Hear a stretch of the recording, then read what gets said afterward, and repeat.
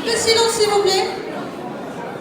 Je présume qu'il est de l'autorité publique que le secteur de l'enseignement supérieur est en train de traverser une période décisive, notamment en ce qui concerne l'élaboration d'une nouvelle architecture pédagogique. Que l'avènement du bachelor a provoqué, certes, beaucoup d'émoi, beaucoup de polémiques houleuses, et qu'on se devrait désormais de les tempérer.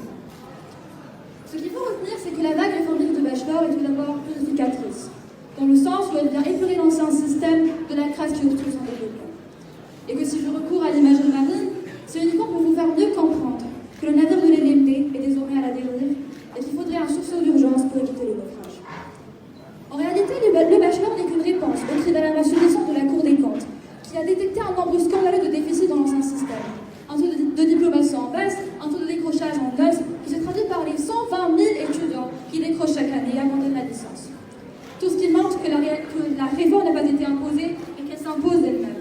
Il ne s'agit plus d'être pour ou contre, à moins que l'on veuille opiniâtrement maintenir un système décadent et qui s'est transformé au fil du temps en une véritable machine à production de chômage. Alors pour remédier à tout cela, voici ce que le bachelor vous propose. Tout d'abord, une année fondatrice qui visera à réguler et à réduire le hiatus linguistique que connaît tout étudiant qui traverse cette période de l'enseignement secondaire à l'enseignement supérieur.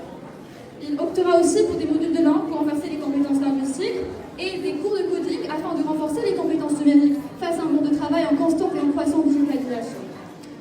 Il fournira aussi des modules de soft skills. Il s'agit ici d'esprit critique, d'esprit d'initiative, d'esprit d'équipe, d'intelligence émotionnelle.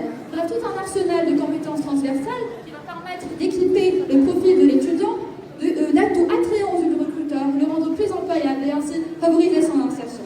Favoriser son insertion est demeure l'ultime but du bachelor. Alors, cette réforme ne devrait pas vous épouvanter ni vous effrayer. La réticence a toujours été la sereine défective de toute réforme éducative ou autre. Mais de grâce, ne permettez pas à cette réticence de compromettre la vie professionnelle de milliers d'étudiants. Ne lui permettez pas de prendre le dessus sous votre lucidité.